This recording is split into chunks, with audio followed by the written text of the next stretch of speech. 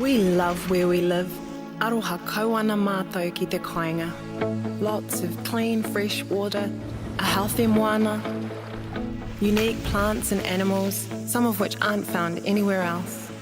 A region that's adaptable and resilient to challenges like climate change, well-connected communities, and is developing with nature in mind. That's why we care for our place, the mighty Waikato. And we know you care about your place too. Make your Waikato even better with us. Tō Waikato, kia wana. We love where we live. Aroha kauana mātou ki te kāinga. Lots of clean, fresh water, a healthy moana, unique plants and animals, some of which aren't found anywhere else. A region that's adaptable and resilient to challenges like climate change, well-connected communities, and is developing with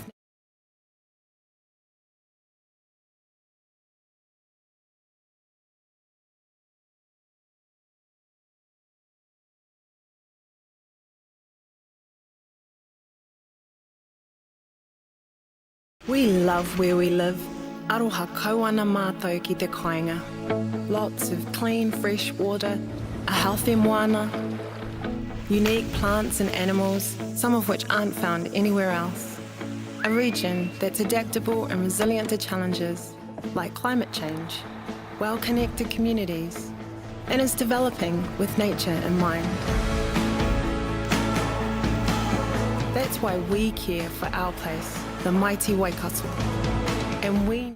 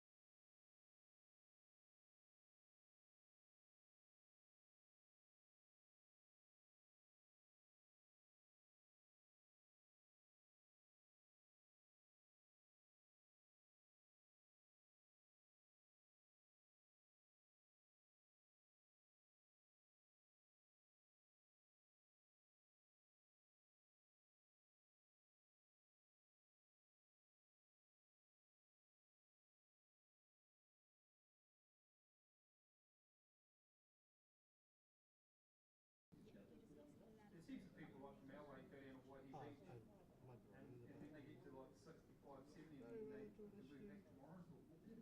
Because it's just not, medically it's not a good place to be. They have to travel all the time to get facilities and then they... You go like,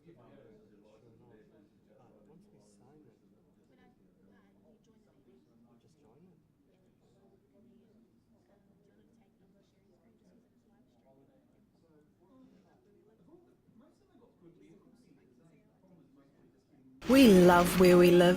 Aroha kauana mātou ki te kāinga. Lots of clean, fresh water, a healthy moana, unique plants and animals, some of which aren't found anywhere else. A region that's adaptable and resilient to challenges like climate change, well-connected communities, and is developing with nature in mind. That's why we care for our place, the mighty Waikato. And we know you care about your place too. Make your Waikato even better with us. Tō Waikato, kia wana. We love where we live. Aroha kauana mātou ki te kāinga. Lots of clean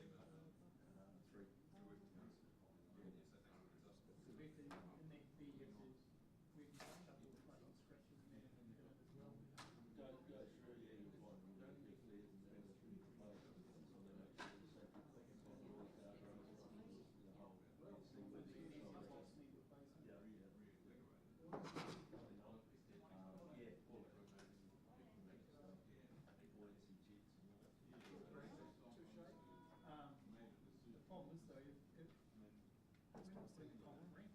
Won't drag up. Last time Steve just Drag up dragging on corners, but gravel rent.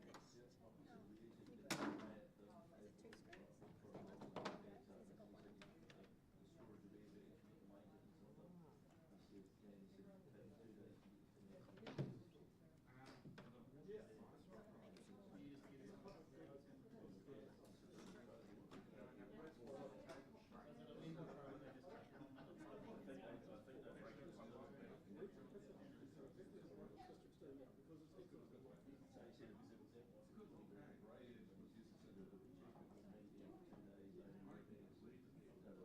Because I remember when James, other James was there, asked him if We love where we live. Aroha kauana mātou ki te kāinga. Lots of clean, fresh water, a healthy moana, unique plants and animals, some of which aren't found anywhere else. A region that's adaptable and resilient to challenges like climate change, well-connected communities, and is developing with nature in mind. That's why we care for our place, the mighty Waikato. And we know you care about your place too. Make your Waikato even better with us.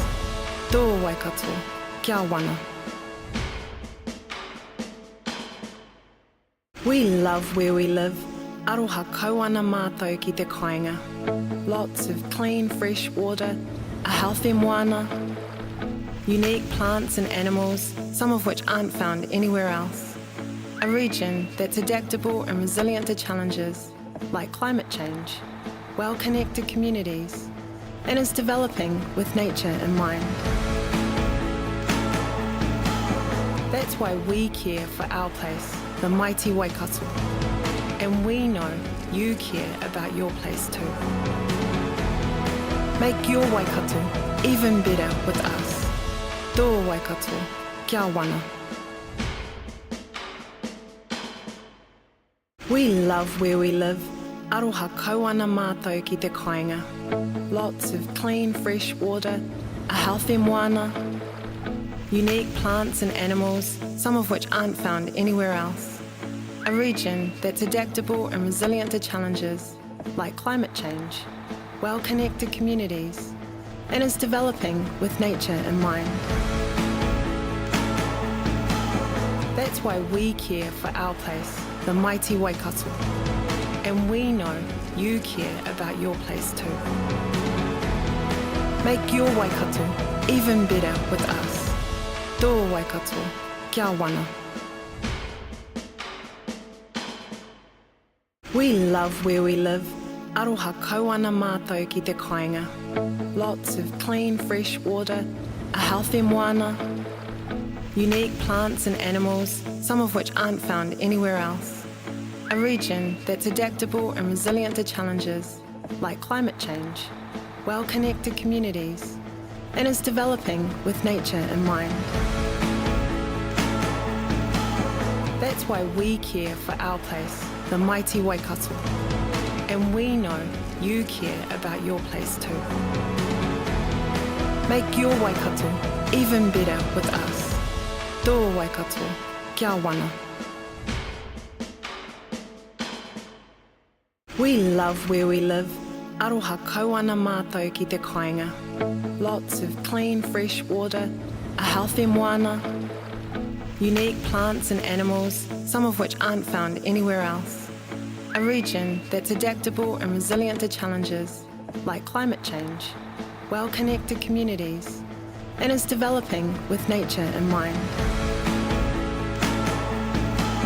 That's why we care for our place, the mighty Waikato. And we know you care about your place too. Make your Waikato even better with us. Tō Waikato, kia wana. Lots of clean, fresh water, a healthy moana, unique plants and animals, some of which aren't found anywhere else. A region that's adaptable and resilient to challenges like climate change, well-connected communities, and is developing with nature in mind. That's why we care for our place, the mighty Waikato. And we know you care about your place too. Make your Waikato even better with us. Tō Waikato, kia wana. We love where we live. Aroha kauana mātou ki te kāinga. Lots of clean, fresh water, a healthy moana, unique plants and animals, some of which aren't found anywhere else. A region that's adaptable and resilient to challenges like climate change, well-connected communities, and is developing with nature in mind. That's why we care for our place, the mighty Waikato. And we know you care about your place too. Make your Waikato even better with us. Tō Waikato, kia wana. We love where we live. Aroha kauana mātou ki te kāinga. Lots of clean, fresh water, a healthy moana, unique plants and animals, some of which aren't found anywhere else. A region that's adaptable and resilient to challenges like climate change, well-connected communities, and is developing with nature in mind. That's why we care for our place, the mighty Waikato. And we know you care about your place too. Make your Waikato even better with us. Tō Waikato, kia wana. We love where we live. Aroha kauana mātou ki te kāinga. Lots of clean, fresh water, a healthy moana, unique plants and animals, some of which aren't found anywhere else. A region that's adaptable and resilient to challenges like climate change, well-connected communities, and is developing with nature in mind. That's why we care for our place, the mighty Waikato. And we know you care about your place too. Make your Waikato even better with us. Tō Waikato, kia wana. We love where we live. Aroha kauana mātou ki te kāinga. Lots of clean, fresh water, a healthy moana, unique plants and animals, some of which aren't found anywhere else. A region that's adaptable and resilient to challenges like climate change, well-connected communities, and is developing with nature in mind. That's why we care for our place, the mighty Waikato. And we know you care about your place too. Make your Waikato even better with us. Tō Waikato, kia wana. We love where we live. Aroha kauana mātou ki te kāinga. Lots of clean, fresh water, a healthy moana, unique plants and animals, some of which aren't found anywhere else. A region that's adaptable and resilient to challenges like climate change, well-connected communities, and is developing with nature in mind. That's why we care for our place, the mighty Waikato. And we know you care about your place too. Make your Waikato even better with us. Tō Waikato, kia wana. We love where we live. Aroha kauana mātou ki te kāinga. Lots of clean, fresh water, a healthy moana, unique plants and animals, some of which aren't found anywhere else. A region that's adaptable and resilient to challenges like climate change, well-connected communities, and is developing with nature in mind. That's why we care for our place, the mighty Waikato. And we know you care about your place too. Make your Waikato even better with us. Tō Waikato, kia wana. We love where we live. Aroha kauana mātou ki te kāinga.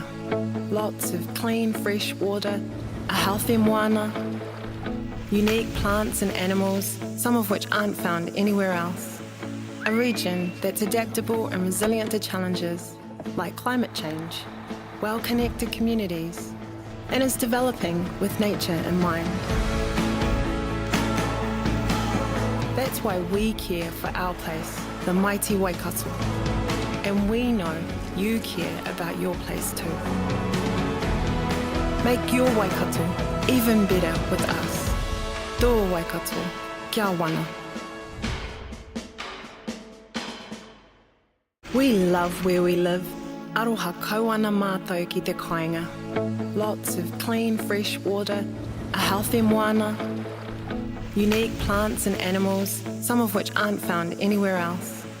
A region that's adaptable and resilient to challenges like climate change, well-connected communities, and is developing with nature in mind. That's why we care for our place, the mighty Waikato. And we know you care about your place too. Make your Waikato even better with us. Tō Waikato, kia wana. We love where we live. Aroha kauana mātou ki te kāinga.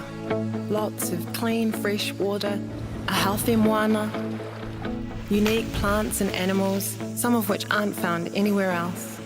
A region that's adaptable and resilient to challenges like climate change, well-connected communities, and is developing with nature in mind. That's why we care for our place, the mighty Waikato. And we know you care about your place too. Make your Waikato even better with us. Tō Waikato, kia wana. We love where we live. Aroha kauana mātou ki te kāinga. Lots of clean, fresh water, a healthy moana, unique plants and animals, some of which aren't found anywhere else. A region that's adaptable and resilient to challenges like climate change, well-connected communities, and is developing with nature in mind. That's why we care for our place, the mighty Waikato. And we know you care about your place too. Make your Waikato even better with us. Tō Waikato, kia wana. We love where we live. Aroha kauana mātou ki te kāinga. Lots of clean, fresh water, a healthy moana, unique plants and animals, some of which aren't found anywhere else. A region that's adaptable and resilient to challenges like climate change, well-connected communities, and is developing with nature in mind. That's why we care for our place, the mighty Waikato. And we know you care about your place too. Make your Waikato even better with us. Tō Waikato, kia wana. We love where we live. Aroha kauana mātou ki te kāinga. Lots of clean, fresh water, a healthy moana, unique plants and animals, some of which aren't found anywhere else. A region that's adaptable and resilient to challenges like climate change, well-connected communities, and is developing with nature in mind. That's why we care for our place, the mighty Waikato. And we know you care about your place too. Make your Waikato even better with us. Tō Waikato, kia wana. We love where we live. Aroha kauana mātou ki te kāinga. Lots of clean, fresh water, a healthy moana, unique plants and animals, some of which aren't found anywhere else. A region that's adaptable and resilient to challenges like climate change, well-connected communities, and is developing with nature in mind. That's why we care for our place, the mighty Waikato.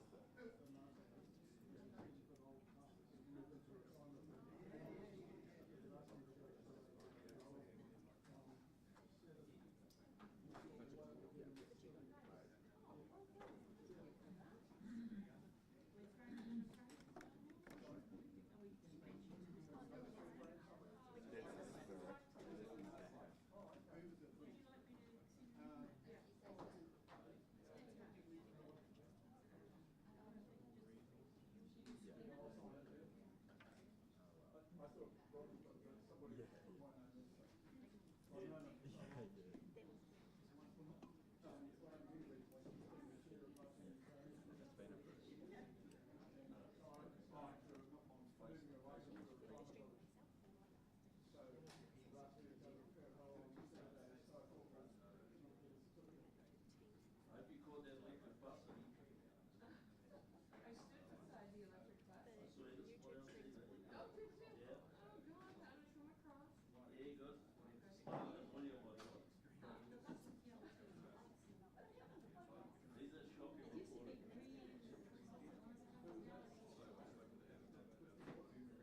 William, though.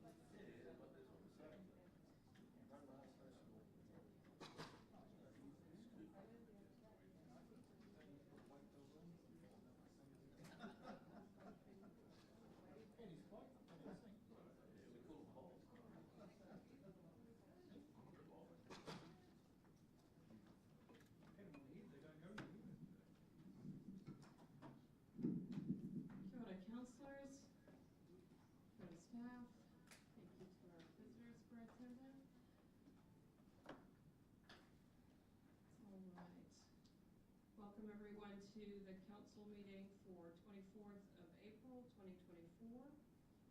We will start with Thank you, Madam Chair. Whakatakatahau ki te uru, whakatakatahau ki te tonga, ke mā kina kina ki uta, ke mā taratara ki toa.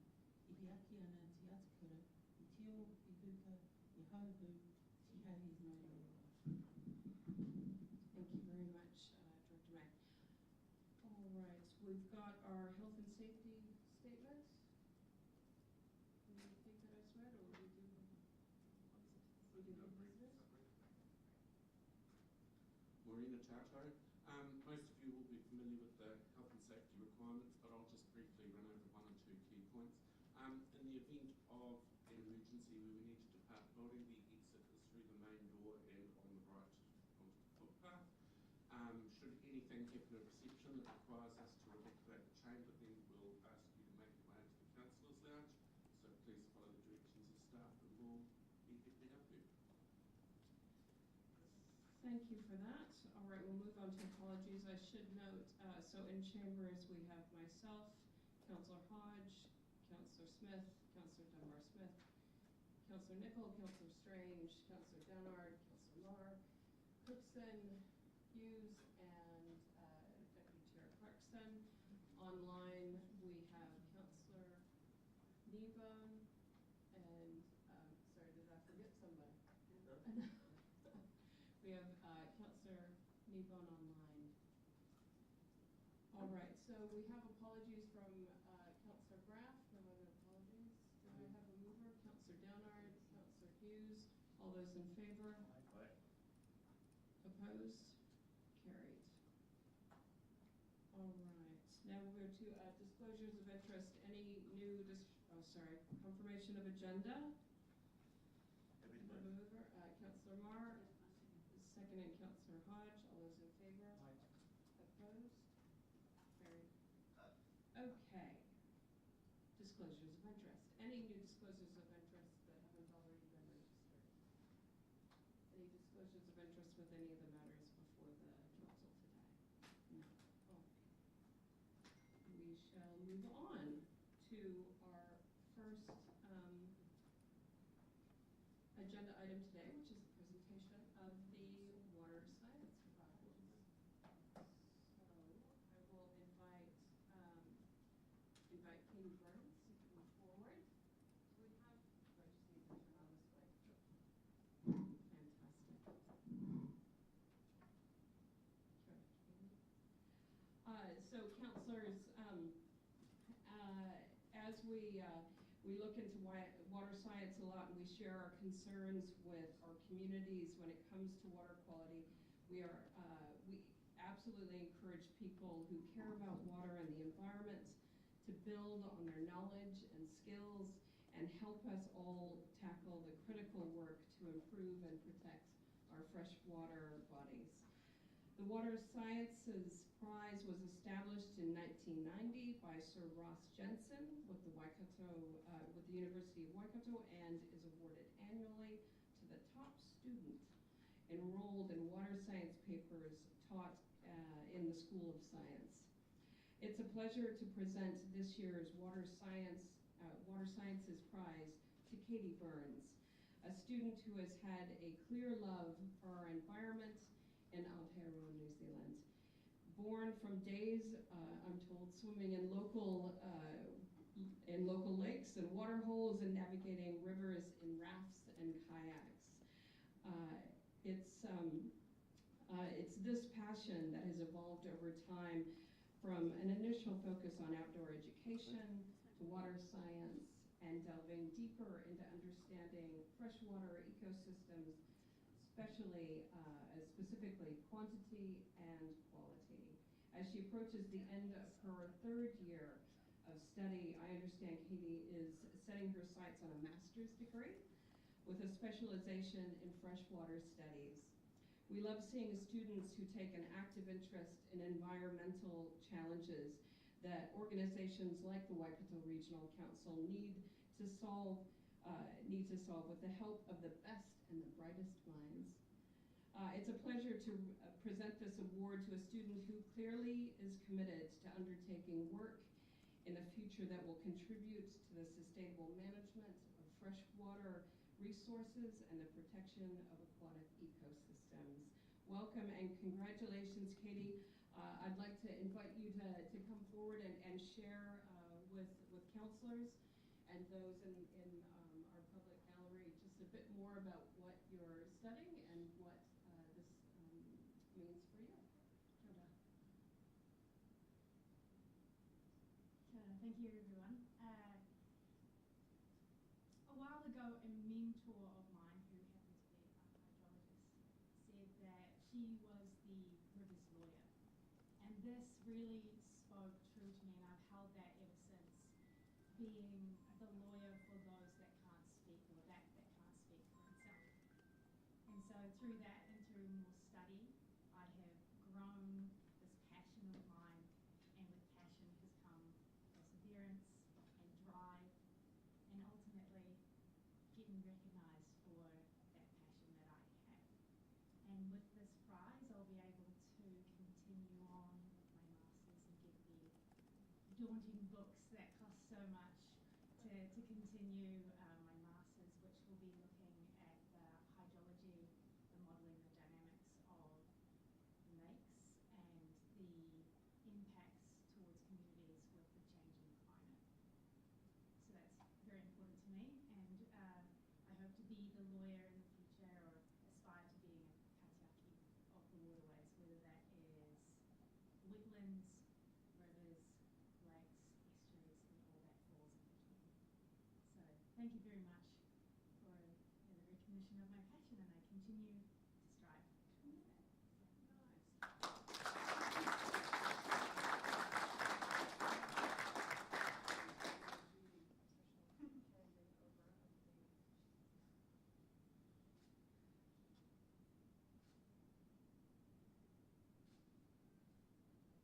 Congratulations, well done. Fantastic. Now, counselors, we are going to take just a short break so that we can spend a bit of time with Katie and offer our individual congratulations and ask any further questions, delve a little bit deeper into what Katie's looking to study.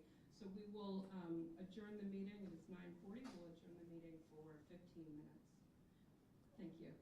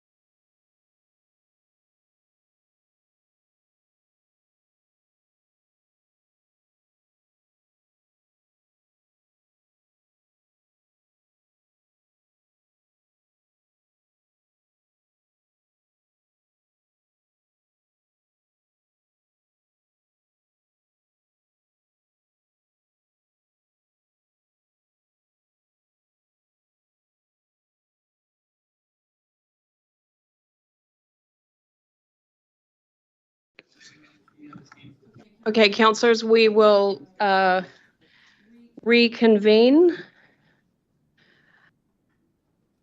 I do want to, I can't remember if I acknowledged our chief executive online. Did I acknowledge Chris before? I did not. How rude.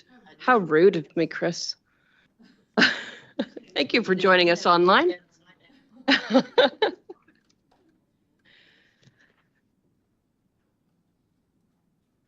Okay, so thank you for that, councillors.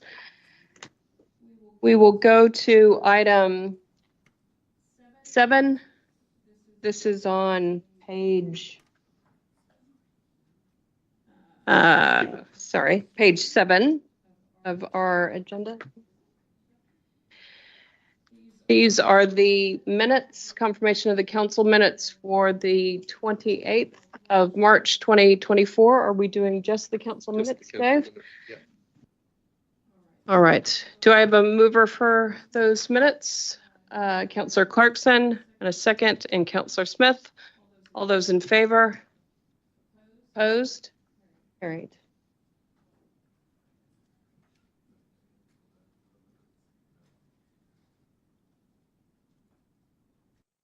Okay, so this is item 8. This is on page 15 of your agenda. The minutes of committees reporting to council for confirmation or receipt.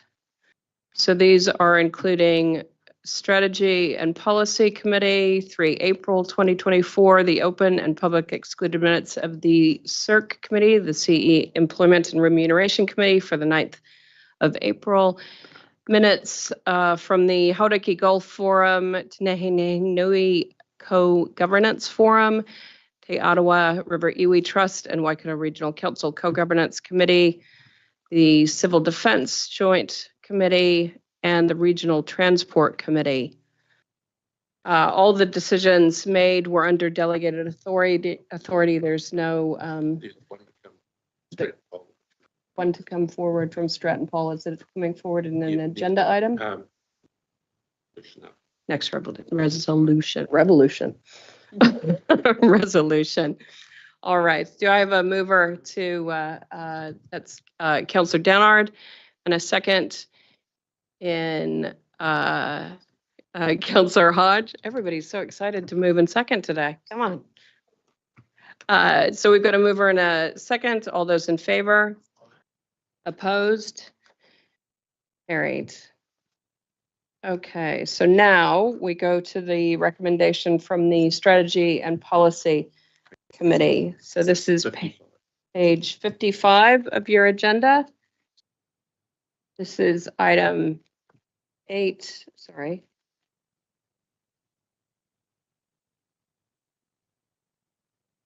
Page 55.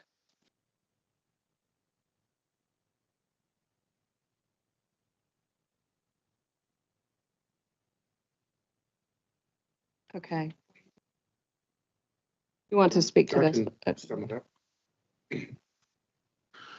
What we have before us is recommendations coming through from the Strategy and Policy Committee from the 3rd of April.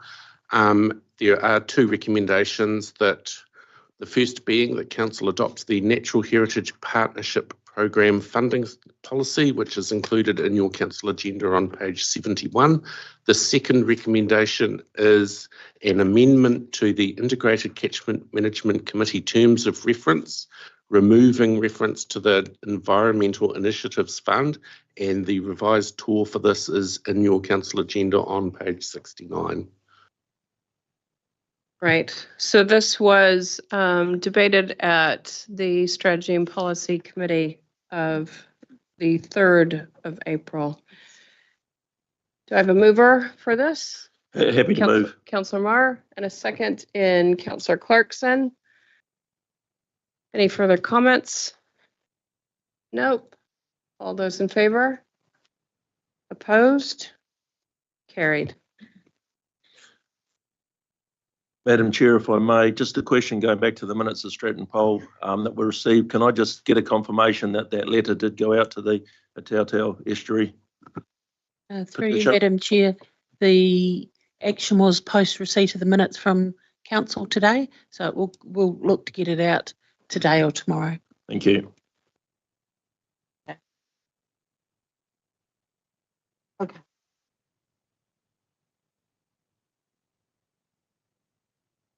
All right, so we now move on to the Health, Safety and Wellbeing Report for March 2024. This is item 9.1 on page 96 of your agenda. Welcome, Stu. Mr. Stu Brown, Executive Manager, People and Capability. Morning, councillors. Kia ora.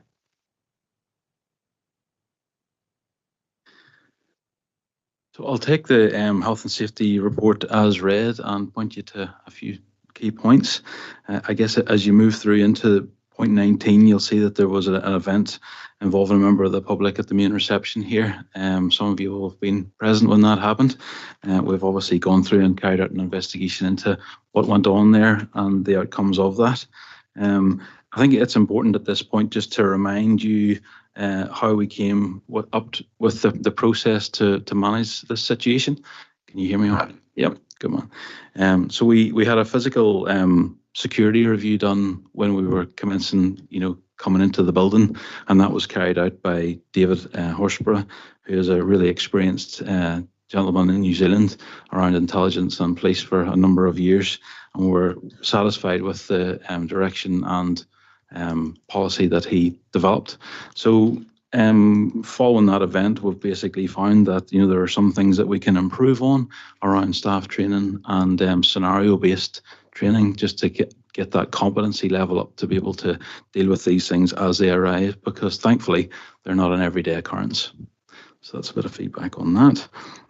You'll see then moving through, there was a notifiable event on the 21st of February, and that was relating to a contractor, and we had a fall from height with poles which collapsed, thankfully, when the employees were on a break, and that was notified to WorkSafe. And you'll see that we've had a concerted effort, a team effort, I have to say, across the organisation and with the contractor to resolve that. And it was really positive to get some great feedback from WorkSafe, basically telling us that we've gone above and beyond what they would normally see. So that was really good. And Chris is going to share that with the organisation through his Corriero today.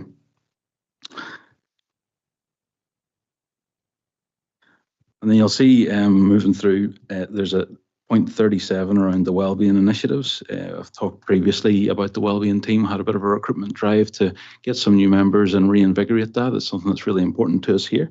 And they've engaged in a number of things across the organisation to continue on that journey.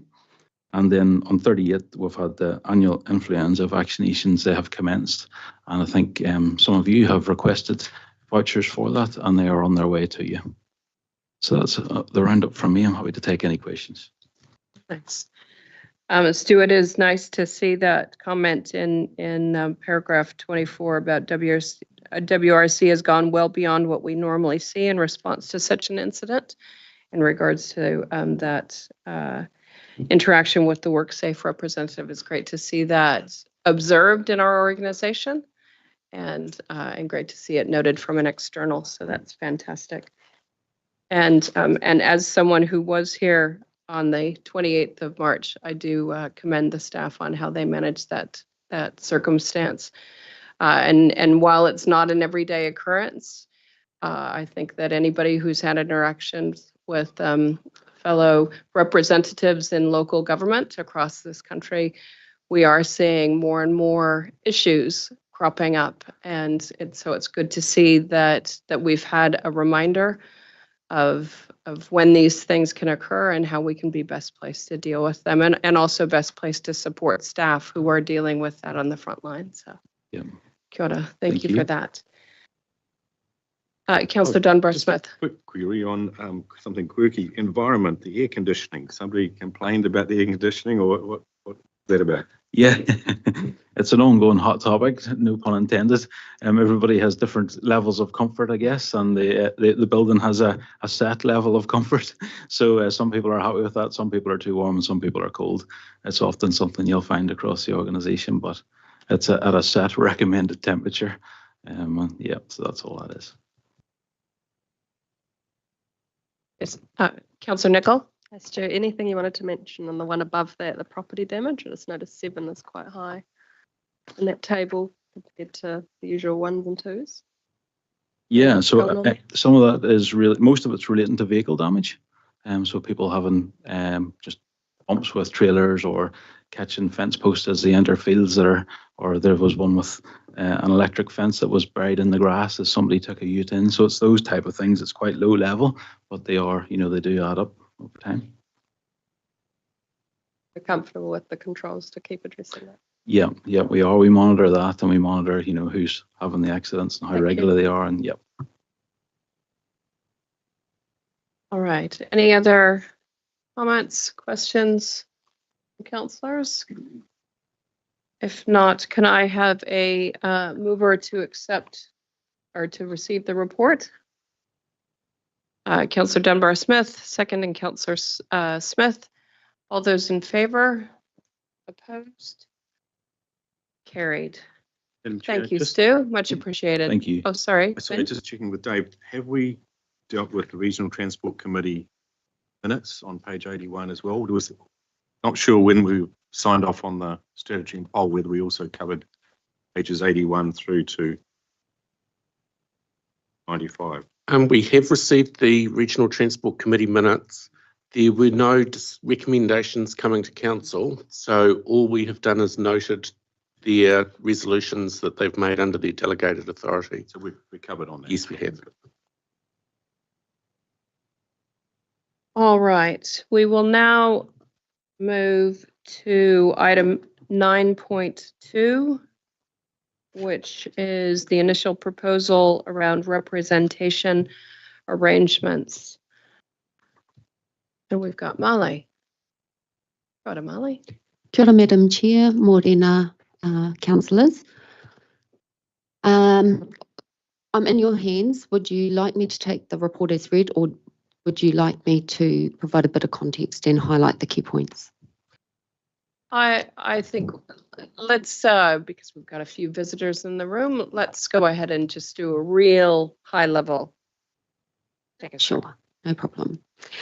So as outlined in the report, Council is required to undertake a representation review every 6 years. And given that the last review was conducted back in 2018, we are due for another. Our current arrangements provide for 14 elected members elected from 8 constituencies. However, when we apply the most recent population statistics, our Waiho general constituency is no longer compliant with the fair representation rule. Therefore, Council must explore some options to achieve balanced representation across the region. The current representation arrangements are organised around identified communities of interest across the region. They're described as coastal recreational lifestyle communities, which includes our Coromandel and coastal Hauraki area, or Thames Coromandel General Constituency, rural farming integrated river catchment communities, which encompasses part of the Hauraki district, all of Matamata Piako, as well as the South Waikato, rural farming communities near large urban areas. This constituency is basically the Waikato General Constituency area. This area has major urban centres nearby, like Auckland and Hamilton, and residents benefit from employment and business opportunities. The largest urban and commercial hub is our Hamilton General Constituency. Forestry, tourism, lifestyle communities. This constituency includes the town of Taupo, as well as areas around Rotorua. And lastly, tribal affiliation is also identified community of interest, and this is essentially our Māori constituencies.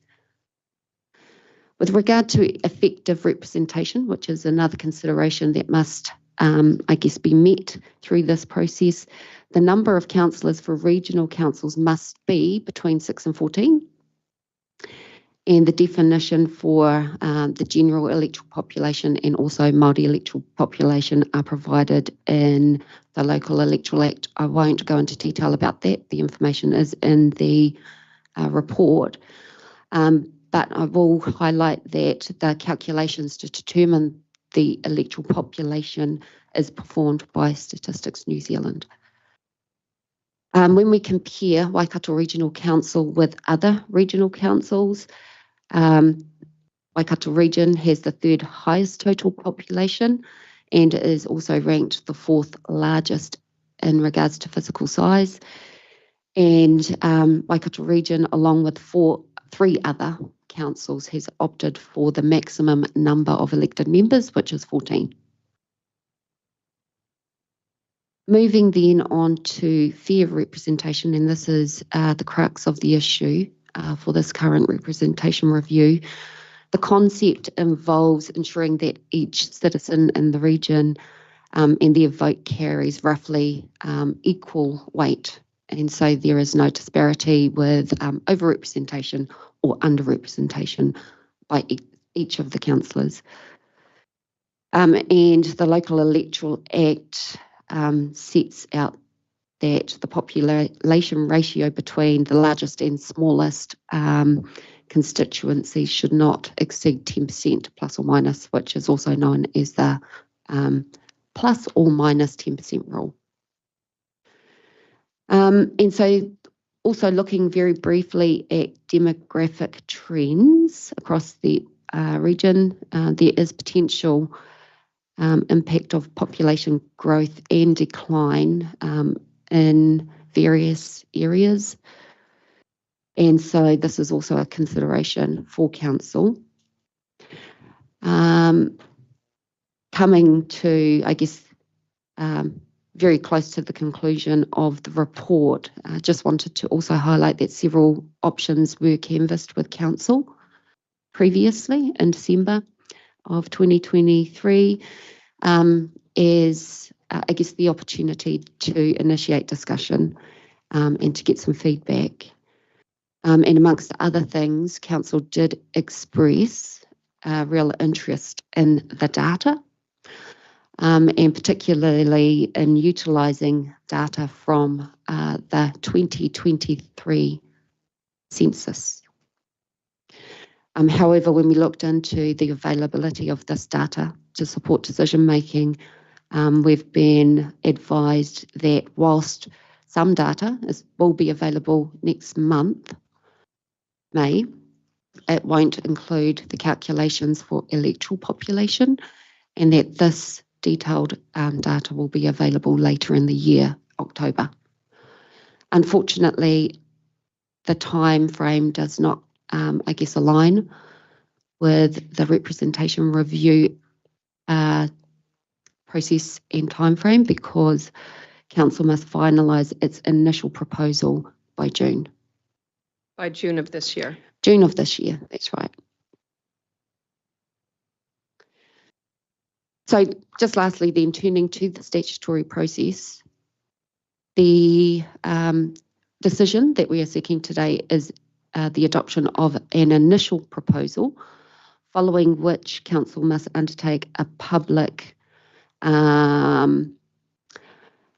consultation process and give public notice of that, which at a minimum is a 1-month submission period. Following this, and within an 8-week period, we must hold hearings of those submissions, agree to a final proposal, and then provide a further 1-month period for an objection and appeal period. If any objection or appeal is received, and or if the proposal does not meet the fair representation rule, then the proposal is referred to the Local Government Commission, and it is therefore in their hands to determine what the final determination will be. So there is a recommendation in the report, and it is recommending that we maintain the status quo to the extent possible, with a minor amendment to the boundary of the Waikato General Constituency to therefore comply with the fair representation rule. There's also 3 maps in the agenda that show the proposed general constituencies, Māori constituencies, and also a detailed map that shows specifically the change or proposed change to the Waikato constituency boundary. I'll leave it there. Great. So just so I'm clear on that census, which interesting, I think I heard a news report this morning that was talking about abandoning the census altogether. And no, was the proposal? No, was I listening to the wrong radio station? So sorry, Madam Chair. The proposal was, you'll appreciate, not 100% of capture is captured in the census. What the Department of Statistics is seeing is more move away where they're having to use a model, a predictive model, to capture the folk who aren't captured by the census. I think there was some 500,000 people who weren't accounted for, so using other data that the government has, triangulating and do what they do there, that magic, they are making up the census data. What I think I heard the chief statistician saying is that more and more they're going to rely on data that they've already captured, so as not to impose on people's lives, but there will still be a census of sorts over up to a 10-year period.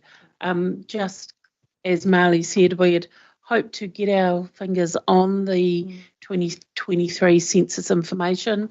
We'll get provisional information, so statistics always releases provisional information, but it is a very rudimentary suite of data. And as I think I said yesterday in the chat on one of your workshops, we're anticipating more detailed data to be released between September and December, and that's where it'll go down to what's called the area unit level, so effectively a neighbourhood level. Great. All right, thank you very much for taking us through that, Molly. I've got Councillor Strange and then Councillor Nicol. Councillor Strange. Yeah, thank you, Chair. Thank you, Marley, for your report. Just a quick question. Yeah, I mean, we know from, that Hamilton is the fastest growing city in New Zealand, and that last year alone, it increased by 6,000 people. I'm just wondering if you could step us through, if we did one option, would be to stick with the status quo and the risks around that with the fair representation, 10% either way. And then the other thing, if you could step us through, is I note in the document the last date for making an initial resolution, which I'm assuming we're doing today, is the end of July. So whether, if we did make the decision in July, whether then the census data would be available within that time frame for us to make a more informed decision. So hopefully that makes sense. Kia ora, Councillor Strange. Thank you for your pātai. Adopting the status quo is certainly an option that Council could consider. The implications or risks associated with adopting the status quo are that whatever option is adopted today is subject to public consultation, which is clearly a very useful thing, because regardless of what option is adopted, we, through that process, will be able to get the view of communities. The other implication that is, I guess, a significant consideration to Council is that any option that is adopted that is not compliant with the fair representation rule is referred on to the Local Government Commission later in the process for a final determination. So it means that the final decision is out of council's hands, and it will be up to the Local Government Commission to determine what the representation arrangements might look like, and it may not be what council adopts as its final proposal. That's the risk. Sorry, did I understand what you said correctly, though, that if we were to adopt, say, the recommendation here and go through the consultation process, when we're going through that process, can we, take advantage of any additional information, census data, feedback from broader communities that might then lead to other outcomes with the change, or? Yes, so your initial proposal goes through a further process, which requires formal consultation, and that feedback will inform council when it then adopts its final proposal. And so the final proposal may not necessarily reflect or be the same as your initial proposal. It could be a different option on the table at that stage. So even if the initial proposed changes to, as is recommended here, the Waihau Piako Thames Coromandel,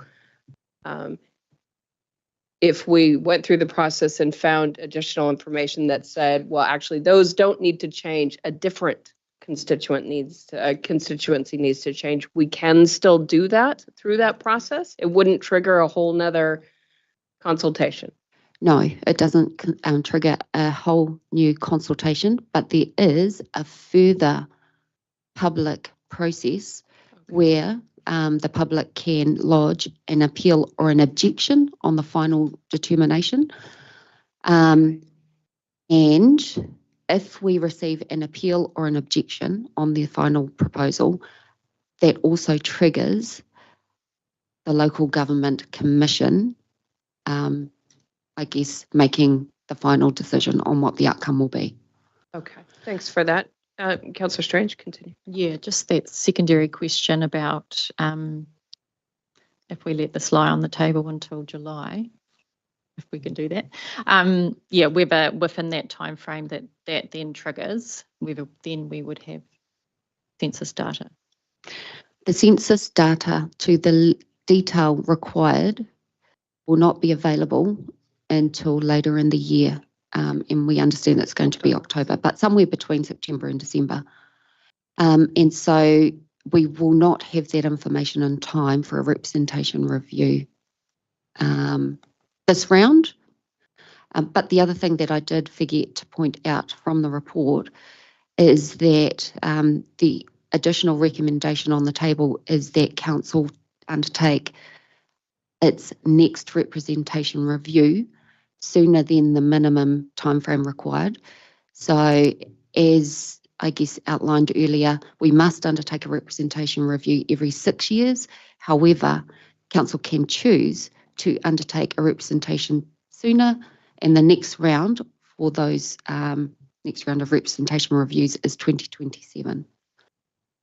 And so another consideration for council, you may wish to flag to the community the intent to undertake that process sooner, informed by the 2023 census data. Thanks, Marley, for that. Yeah, just keen to hear other people's thoughts. Open mind on this one. Thanks. Councillor Nicol. Thank you, Marley. Thank you for the workshop. Thank you for the memo today.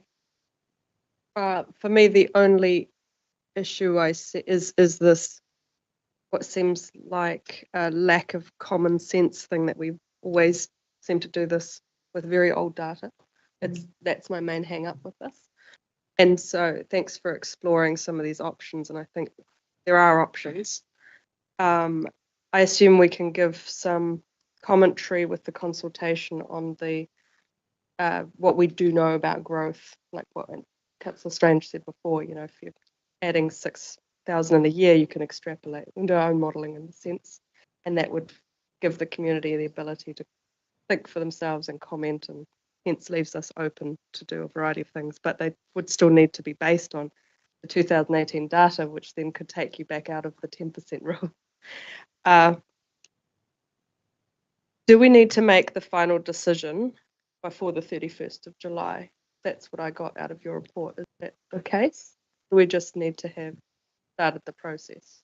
We need to adopt an initial proposal for public consultation no longer than 1st of June, the 1st of June. so that you have the month of consultation and a final decision by the 30th. Okay. Is there such a thing as asking for a 6-month delay? Is there such a thing? Just to align ourselves for future? Or is that just not a... There is no authority that can give us permission to delay this process by 6 months.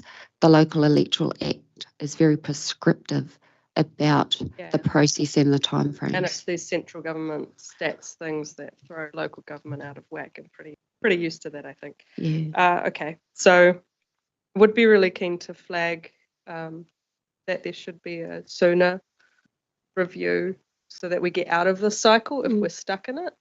But if there is a way that we can influence this process we have to do, we are already committed to paying for, then let's try and make that as best as possible so that when the data does come in October, we can look at it and say, actually, close enough. Thanks. All right, I've got Councillor Hughes, Councillor Kneebone, Councillor Smith, and then Dunbar Smith. Councillor Hughes. Thank you, Madam Chair, and thanks for your paper, Marley. Look, I agree with the sentiments that have been expressed by Councillor Strange and Councillor Nicol. I think the latest data should be used in determination of the seats. Having said that, I also think it's important that we get fair representation, even though there may be a lower population base, from those who are most affected by work that's undertaken by this council. And that means that the people in the catchment area, the Waihao catchment, is a significant group of ratepayers. And I think it's, whatever we do, we need to make sure that they do have fair representation around this table. So my observations, thanks. Thank you. Councillor Kneebone, online. Sorry, just trying to struggle with the mouse to get the mic. Hey, look, I'm relatively relaxed about it because, and refresh me if I need refreshing, Marley, but my recollection is we have, in the past, we've had very little feedback when we've made these smallish sort of changes. Would that be correct? I have been around for the last 2 representation review processes. The first was when we made significant change to our constituencies back in 2012, and we did receive quite a bit of feedback through that process, and we had to also refer our final proposal to the Local Government Commission because we received an appeal or an objection, one of the 2, I can't recall. But our most recent representation review received no feedback because we maintained the status quo. So what you're saying is correct, Councillor Kneebone. The more change tends to attract greater feedback. I don't recall us having an appeal. What was that about? Because when we created the Māori Awards, we sort of thought we might have had some feedback, but we didn't really get that much, hey? The appeal was actually not upheld by the Local Government Commission because it was, I guess, considered unrelated. And so it wasn't upheld, and so Council's final determination was then confirmed. Yeah, I suppose I was just lamenting the fact that it's a bit frustrating we've got to do a specific consultation just on this, given I suspect we'll get very little feedback, and it's quite an expensive process, and it's a shame. And look, hindsight's great, and I should have thought about it too, but maybe we couldn't. But we couldn't have tagged it onto our LTP consultation as well, because we're going to have to spend a bit of money doing this, aren't we? The consultation part of it. We certainly considered the option of tagging onto the long-term plan process. The main driver for not being able to press play on that option was that we were waiting to get confirmation from central government about policy changes in relation to Māori wards and constituencies, which has only come through very recently. Yeah, okay. I mean, I think it's something that maybe we in LGNZ should think about, just lining up the dates a bit better so we can do it with our other consultations. That just seems logical, eh? We can certainly provide some advocacy for this process timeframe topic, because it has been Perhaps a remit for the LGNZ conference. Yeah, that would be good. And just on that one, dare I go there? I appreciate we're not affected by the recent announcements regarding Māori wards, but I do think, noting the anger that's out there from LGNZ, particularly around the cost of it, what they're going to have to do, we should get in behind and support our fellow councils on that. But it's probably a discussion we should have before you go to the conference, Chair. Yeah. Right. Councillor Smith, then Dunbar Smith, then Clarkson. Thank you. Smith. Not wanting to top anyone in the room, but this is my fourth representation review, and I go back to the last one and the one prior to that, where some interesting people brought up some small points in appeal, and as a result of that, they didn't like it, the decision, and it went to the Commission. The Commission has the ability to come up with its own view of the world and put in place constituencies that nobody really liked. And so if you can do anything at all to ensure that you're within your plus or minus 10%, and that you comply with all the other boxes that one has to tick, it is the best interest of the council to get that in place. So whilst I had a chat with Councillor Strange earlier, it's prompted my thinking that if we're outside the plus or 10%, you really leave the whole thing open. And it's not just on that one ward, it's the whole region.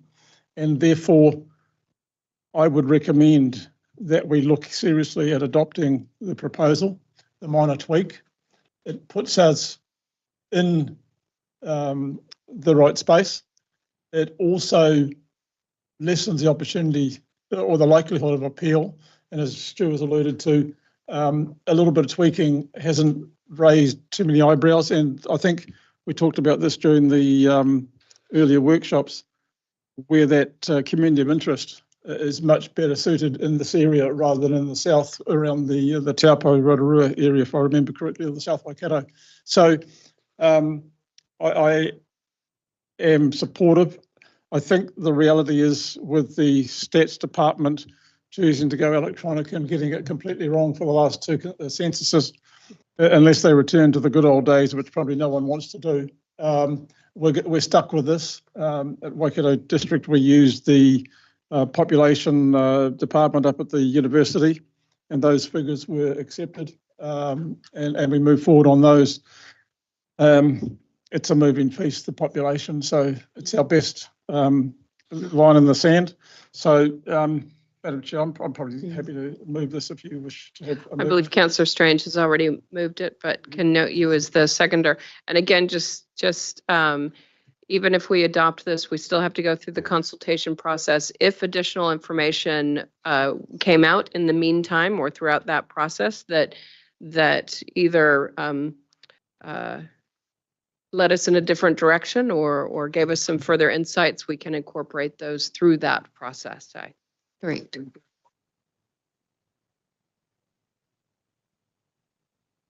Understand. All right, Councillor Dunbar-Smith. Yeah, so I just wanted to say that this started off with, clearly we need to do something. We're outside the limits, so we have to do something. We have to do it by the 31st of July. Marley originally came up with the idea of looking at Taupo, and when we discussed that with Mikhail, he wasn't that keen on that idea. So we've looked at the Waikato region, and if you take in Rangihape and the rural hinterland between Pairua and Thames, which is really part of the Waikato and farming anyway, it gives us this rebalancing. And so it doesn't really affect anyone else's wards, and I don't think people there are going to be that concerned about this minor sort of change. I would point out that if we don't do this and Waikato drops back to one councillor, it would be one councillor for 64,000 people, which would mean everyone's electorate got thrown in the air and everyone, including Hamilton, got reallocated. So that would be quite a major shift between now and July. I think 2027 is 3 years out of a 6, so you're moving forward 3-year cycle rather than a 6-year cycle for reevaluation. I just think this is a nice, simple way of dealing with the issue. All right, so we have had now 3, 4 people, 5 speak in support. So I will go to the others who have indicated a desire to speak, but please say something different if you're wanting to say something different. Councillor Clarkson. Yeah, so as part of the consultation process, the time that gives us, I'm still wondering about Statistics New Zealand and their failure to perform and provide the data in a timely fashion. So the census was completed in June of 2023. So the question is, why isn't the data available, and what are we going to do about during the period of consultation to really get in the face? And Local Government New Zealand would be a good mechanism for this. Some sort of proposal about, come on, we're trying to make a decision without using the appropriate data. Agreed. And that when we get that appropriate data, that also opens up other avenues for modelling the demography, the population structure of our region, to see whether the trend is confirmed or in fact the trend is even larger, faster than we thought. So I'm just advocating for going with the current pragmatic solution, but also seeing what we can do about getting these guys to provide the service for us to do the job properly. Yes, I do see a remit in our future. Nice. All right, Councillor Marr and then Councillor Cookson. Thank you, Madam Chair. Yeah, as a councillor from one of the affected areas, obviously Thames Coromandel, I would like to see this lay on the table. I would like to see as much information as we can out of Statistics New Zealand. They will have growth projections. Our last one in 2018 was 13.5% growth in the Thames Coromandel region. So I don't have a lot of confidence in using these existing numbers. And just a clarification, Marley, how many people are in that affected area that we're looking to change? We've obviously got a percentage there. And while you're looking that up, the other one is, does our consultation only go out to those affected constituencies, or is it Waikato wide? Which I would have thought, but yeah, thanks, Ben. Thank you for doing that quick calculation. Yes. So your second question was about consultation and whether or not it is only to the affected area or region wide. It is the latter. Region wide. Yep, I figured that. So, yeah, as I said, I would rather try and get, and if it can sit on the table till the June council meeting, late in June or something like that, I would rather see that option as such. So that's where I sit. Try and get as much updated data as we can. Thank you. May I just respond by confirming there is no additional information that Statistics New Zealand can provide us. We've already, I guess, we have been working with Statistics New Zealand for the past 6 months. Oh, sorry, my understanding was more information coming out in May. That's not correct. September. No, I heard that the electoral stuff will be in that later period, but my understanding was more information coming out from them in May.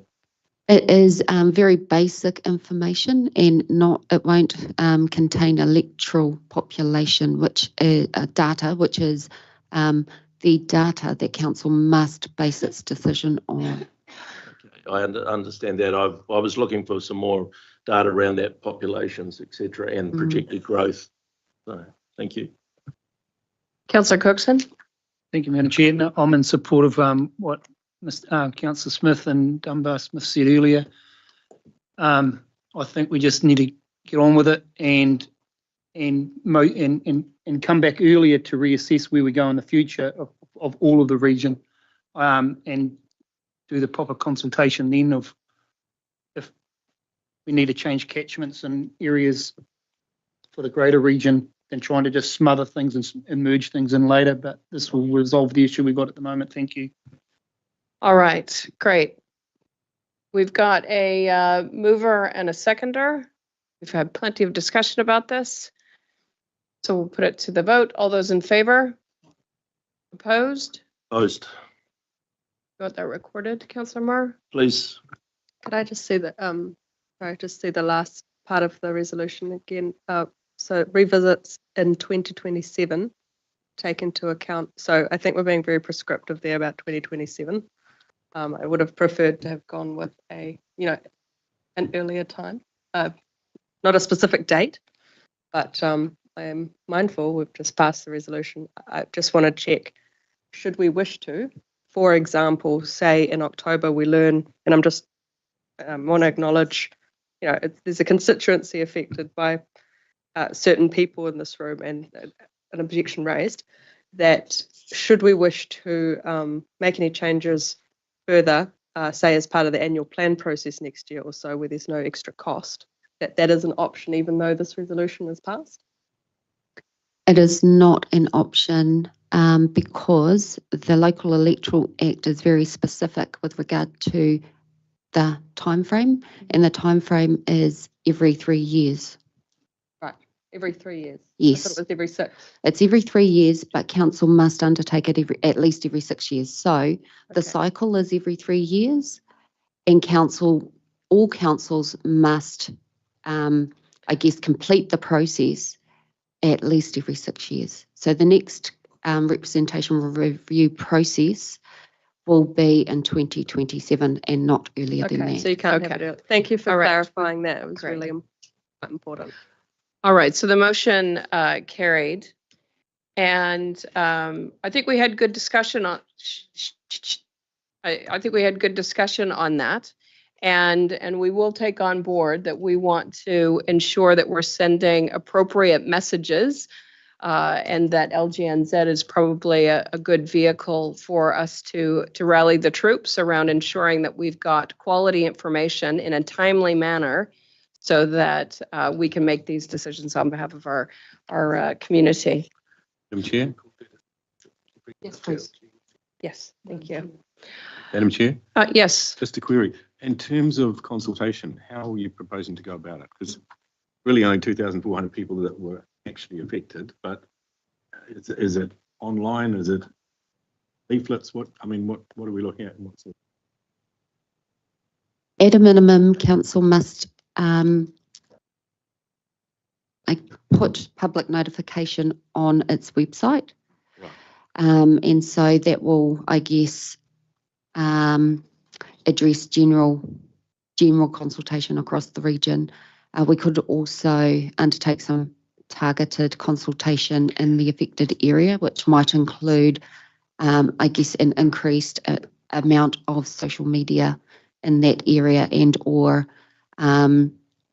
Right. I think, Molly, I think that this is something that the team needs to turn their mind to. I think you've heard the view from council that we want to make sure we're thorough in this and engage as many as we can. And so it's probably best to go away and think about how that approach might be undertaken and then communicate it back to councillors. All right. I really do want to move on. I do, and I just wanted to take your indulgence. Thank Marley for your excellent ads on the radio at the moment. Well done. Yes, I was thinking the voiceover star.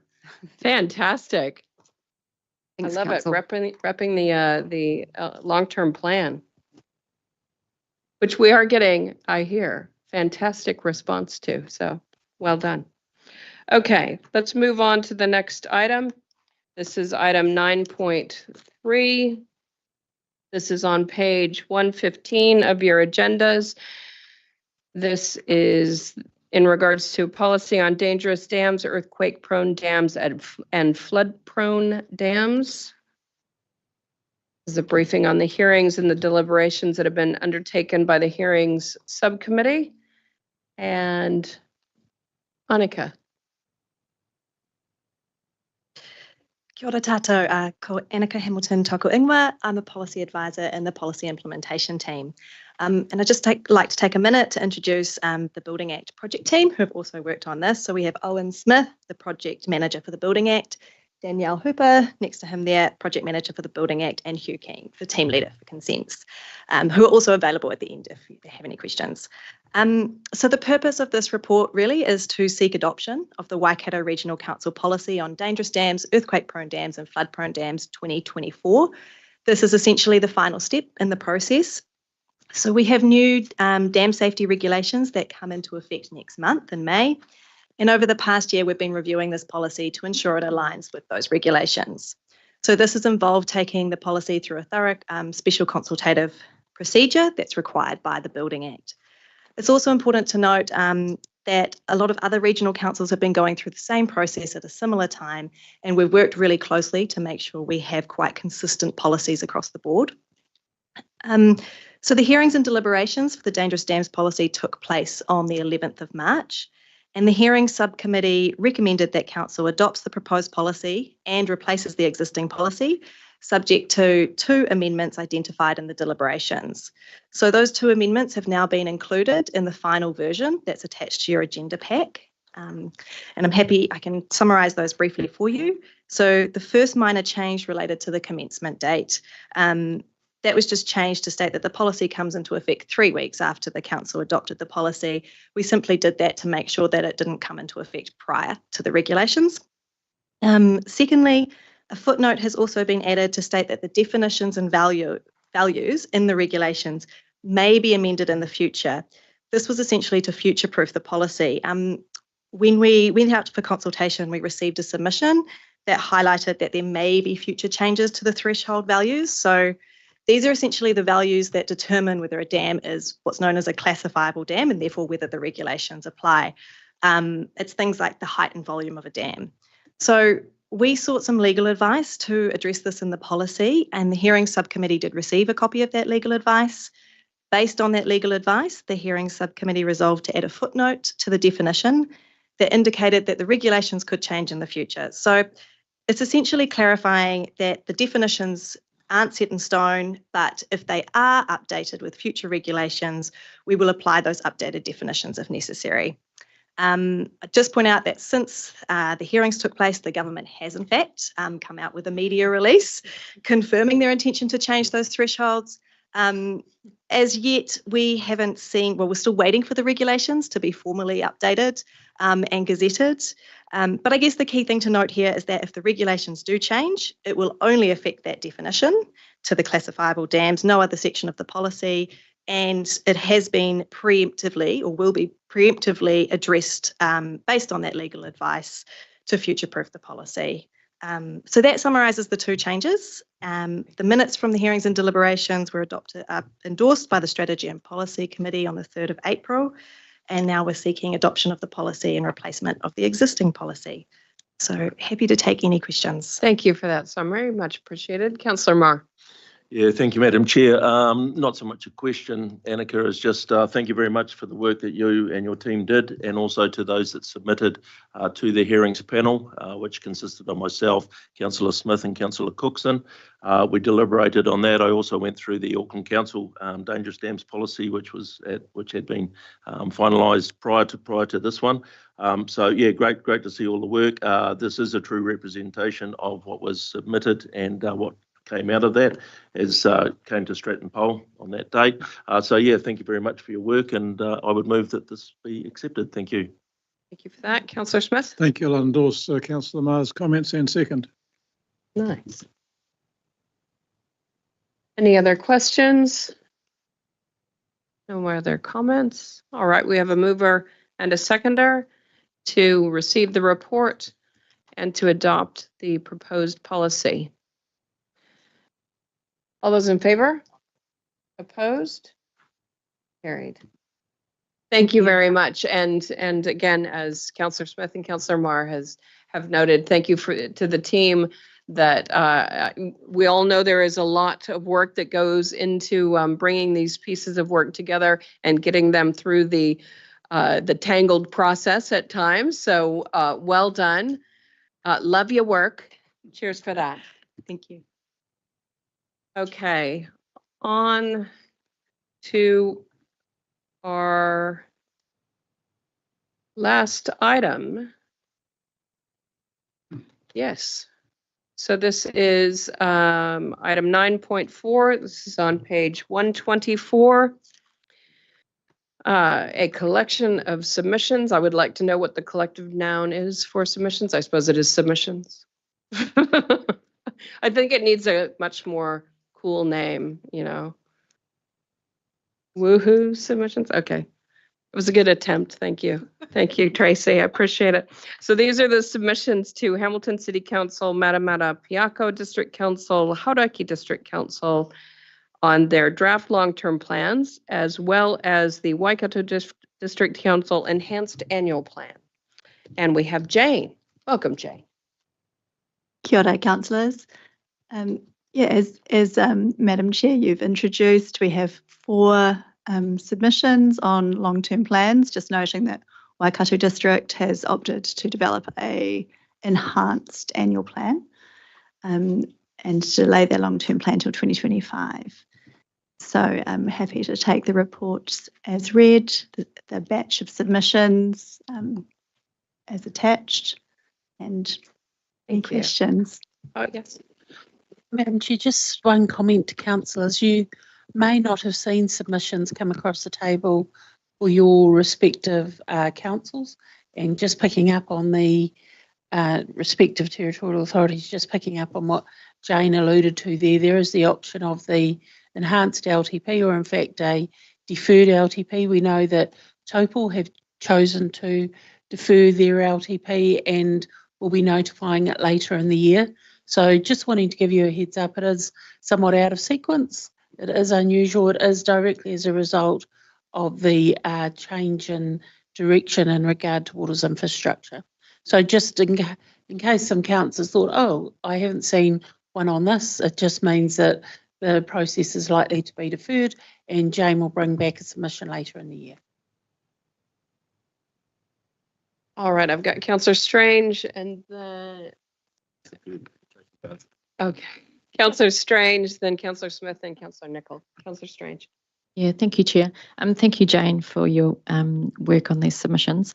I was just looking in particular at the submission to the Hamilton City Council's long-term plan. Just initial thoughts would be that it's quite brief, and in my opinion, could be missing some of those opportunities to highlight partnerships that we already have through Future Proof, the PT Future Proof Subcommittee, knowing that we do have alignment there with really strategic long-term aspirations. So I'm just wondering if there could be some additional commentary around the good work that they are doing in the space where their alignments are, and yeah, to really, even though they are facing quite hard financial times, to keep that strategic long-term view in mind, knowing that we have worked incredibly hard through the Future Proof Committee to line up our long-term plans, investments, through transport infrastructure and services, and getting that alignment. So I would just hate to miss this opportunity to send a clear partnership message to the whole of their council who are maybe not involved in those partnership meetings, that yeah, we support what they are doing and we need it to continue. So yeah, thank you. And I'm wondering, along those lines, is there opportunity for us to include that in all of the submissions. I agree with you, Councillor Strange, that this is an opportunity for us as the Regional Council to communicate our desire to work as close as possible with our TA partners, and even going beyond those who are within future proof. I am wondering if there's an opportunity for us to signal the inclusion in our long-term plan around regional spatial strategy development, encourage their support and engagement in that.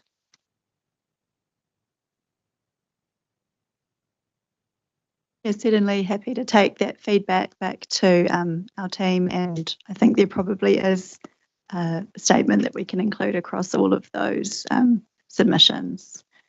Great. Sorry, Madam Chair, there are some statements that we'd inserted, I think, Jane, as a result of submission subcommittee to other regional councils that we can nuance for our territorial authorities. Yeah, that would be great. Councillor Smith. Thank you. I note with interest the comments on the Waikato Biodiversity Accord, and whether it's a question to yourself or to the Chair or Tracy. How much political input from WRC is there in this accord process? As I see, it's something, my personal view is that I would hope that there is high level engagement from at least somebody around this table. Jane? Oh, sorry. Jane. Through you, Madam Chair. So Strategy and Policy Committees had two updates of the process of the Accord. The first year of the Accord, which was to develop the draft, is working technically to get the technical staff all lined up. The platforming of that Accord into the strategy is where we know that the governor influence will be required. But at this stage, it was really just having those conversations to get the right people in the room. Are we all heading in the right direction? We've had two updates. We are achieving what we had set out to achieve, and we'll meet the Chief Executive's KPI on that, but we can definitely go back to the team in terms of just quantifying where that governance input is coming in. My understanding is that it would come in once we'd managed to get some of the housekeeping all in play. I appreciate that. My concern is sometimes the governance people come back and, sorry, the governors are brought in too late. So it's hard to judge when too late is too late or too early is too early. But I just, because it says here, high level agreement between regional council, iwi, TAs, etc. So it's not a staff document, it's a council document. So I just want to make sure that we get the governance into that picture at the right moment. And I'm not trying to judge it, but I just note that now. Sure. Thank you. Right, Councillor Nicol. Thanks. Thanks very much for these. The leadership on climate is well through our strategy, and I would like to include something in these submissions, in particular the Hamilton City Council one, acknowledging the work that they're doing in that space and encouraging them to continue with that work. It's a pretty simple statement, but it continues to demonstrate that promotion that we say that we do to show leadership in the region on that topic.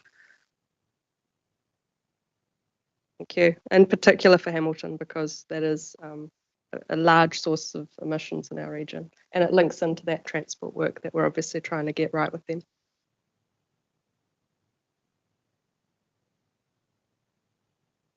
Thank you. Councillor Clarkson.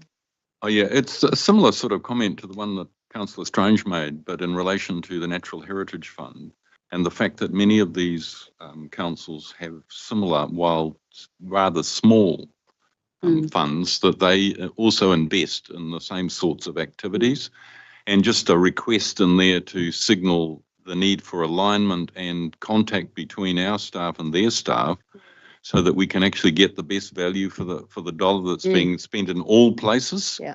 Because there is a tendency, I mean, I've become aware, for example, over the last couple of years of projects that have been undertaken up near Ngatea and various other places like that where there just seems to be a bit of a disconnect where, you know, if this whole thing was treated in a more integrated way, I think we would make even greater gains. So it's just a comment about improving the alignment of their funds and our funds. You mean Yeah, like yeah. collective impact? Yeah. All right, thank you for that. Bruce, Councillor Hodge. Kia ora, thank you. So just a quick question. Out of 10 TLAs that we deal with within WRC, you only have this many, knowing that Taupo is being deferred. What has happened to our involvement with the others that are not here, the TLAs?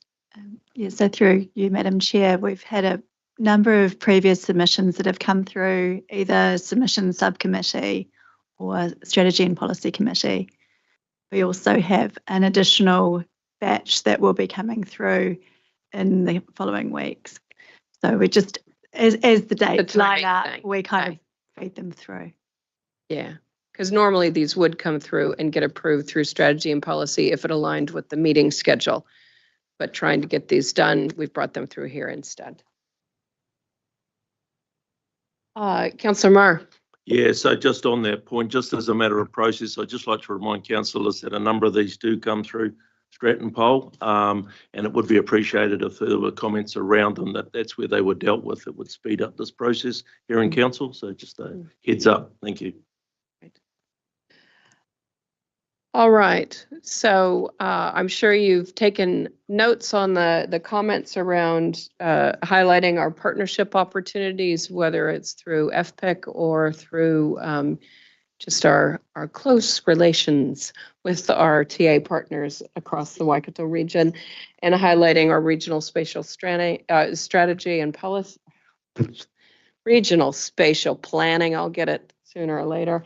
And noting that alignment that Councillor Clarkson has discussed in the Natural Heritage Fund with the other work that our TA partners are doing as well. Okay, so we've got a mover in Councillor Hodge and a second in Councillor Strange that the submissions or the report be received and that those submissions noting the changes discussed at this meeting are approved. All those in favor? Opposed? Carried. Well done, everyone. Since we accepted our public excluded minutes during our minutes, we don't need to go into public excluded. So we can wrap the meeting up now. Who had the bets at 11:07? I don't know. It was 11 o'clock yesterday, wasn't it, Councillor Marr? That was, well, good job. I think you were very close enough for a chocolate fish. 11:10 for you. Ooh, well done. Overachieving. Okay, so we will close with a karakia. Thank you, Madam Chair. I can extend the karakia if there is chocolate fish running on it. No one told me that. Thank you, councillors. Unuhia mai te uri tapanui. Kia wātea, kia māma, te ngākau, te tūnana, te hiningaro. I te ara takatū, koia rā, I rongo, I whakairia, ake ki runga, kia tina. Haumi e hui e taiki. Thank you very much, councillors and staff. Will declare the meeting closed at 11:08.